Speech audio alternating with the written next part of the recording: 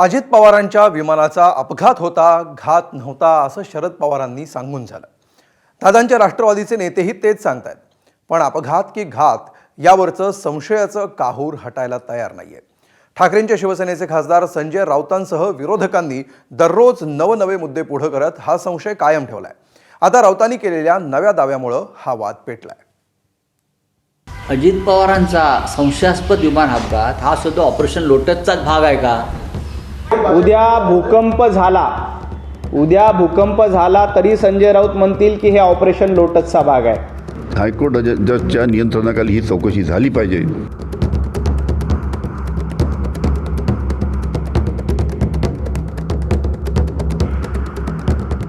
अजित पवारांच्या दुर्दैवी विमान अपघाताला आठवडा लोटला, पण त्यावरून सुरू असलेलं संशयाचं वादळ अजून शमलेलं नाहीये।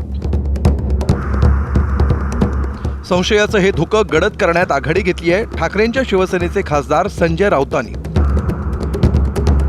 महापालिका निवडणुकीत अजित पवारांनी पहिल्या युती सरकारच्या काळात सिंचन घोटाळा झाल्याचा आरोप करत भाजपची कोंडी करण्याचा प्रयत्न केला होता।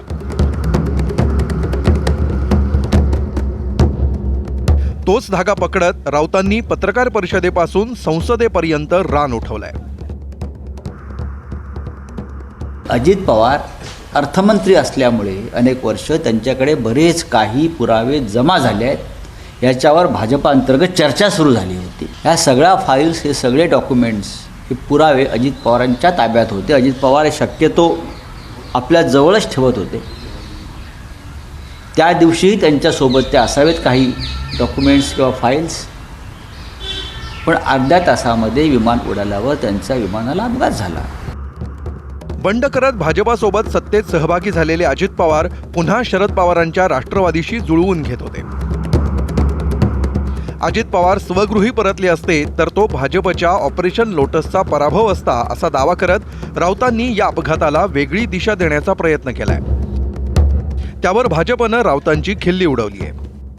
अजित पवार हे भारतीय जनता पक्षाला सोडून परत शरद पवारांकडे आले असते तर तो भारतीय जनता पक्षाच्या ऑपरेशन लोटसचा सगळ्यात मोठा पराभव ठरला असता। त्याच्यामुळे अजित पवारांचा संशयास्पद विमान अपघात हा सुद्धा ऑपरेशन लोटसचाच भाग आहे का, असा लोकांनी प्रश्न विचारलेला आहे। ऑपरेशन लोटसचा भाग आहे का तो? उद्या भूकंप झाला तरी संजय राऊत म्हणतील की हे ऑपरेशन लोटसचा भाग आहे। उद्या सुनामी आली तरी संजय राऊत म्हणतील की हा ऑपरेशन लोटसचा भाग आहे। उद्या पूर आला तरी संजय राऊत म्हणतील की ऑपरेशन लोटसचा भाग आहे। संजय राऊत यांनी ऑपरेशन लोटसचं नाव घेण्याच्या ऐवजी त्यांच्याकडे काही पुरावे असतील तर ते पुरावे सादर केले पाहिजे। संजय राऊत यांनी आता खासदारकी सोडून दिली पाहिजे। संजय राऊत यांनी राजकारण सोडून दिलं पाहिजे आणि संजय राऊत यांनी नेटफ्लिक्स सिरीजसाठी डायरेक्टर म्हणून किंवा स्क्रिप्ट रायटर म्हणून काम केलं पाहिजे। कारण प्रत्येक गोष्टीचा भारतीय जनता पार्टीशी बादरायण संबंध लावण्याचा प्रयत्न संजय राऊत यांच्यामार्फत सुरू आहे। त्यामुळं संजय राऊत यांनी उद्यापासनं खासदारकी सोडून, राजकारण सोडून नेटफ्लिक्समध्ये डायरेक्शन करण्याचं काम करावं। दुसरीकडे अजितदादा प्रवास करत असलेलं विमान ज्या कंपनीचं होतं त्या VSR व्हेंचर्सची DGCA म्हणजेच नागरी हवाई वाहतूक महासंचालकांकडून चौकशी सुरू झाली आहे। चौकशीचा अहवाल 15 फेब्रुवारीपर्यंत देण्याचे आदेश देण्यात आले।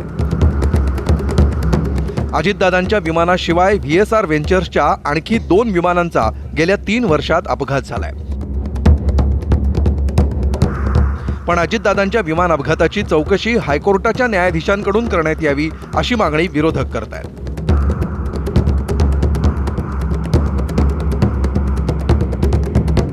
DGCA वगैरे नाही, DGCA म्हणजे यांच्याच हाताखालचे सगळे प्रायव्हेट लिमिटेड कंपन्या आहेत।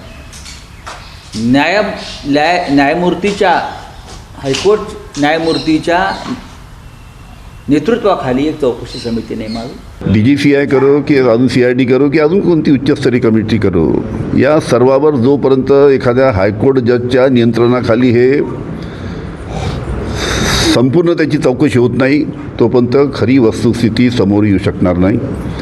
आणि सर्वांची इच्छा आहे, मनापासून सर्व पक्षाच्या लोकांची इच्छा आहे की काय घडलं, काय नाही, घातपात आहे की अपघात आहे, हे लोकांना कळलं पाहिजे। म्हणून हायकोर्ट जजच्या नियंत्रणाखाली ही चौकशी झाली पाहिजे. मिटकरी यांच्यासारख्या राष्ट्रवादीच्या काही नेत्यांकडून अजितदादांच्या घातपाताचा संशय व्यक्त करण्यात आलाय, पण राष्ट्रवादीच्या बड्या नेत्यांना मात्र तशी शक्यता वाटत नाही. दोन कारण महत्त्वाचे असू शकते. एक तर तांत्रिक बिघाड. विमानामध्ये एक रडार असते जिथे लेफ्ट राईटची दिशा ठरवते, त्यामध्ये काही मिस्टेक झाली किंवा एखादा इंजिन फेल झाला किंवा पायलट डिझोरिएंट झाले, काही रनवेच्या लाईनीच्या बाहेर होते.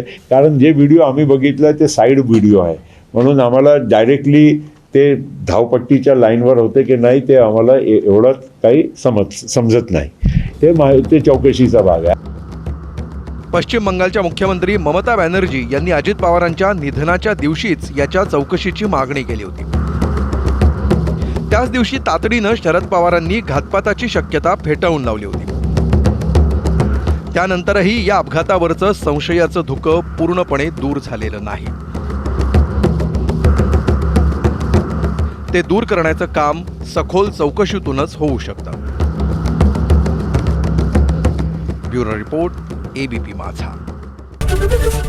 एबीपी माझा, उघडा डोळे बघा नीट.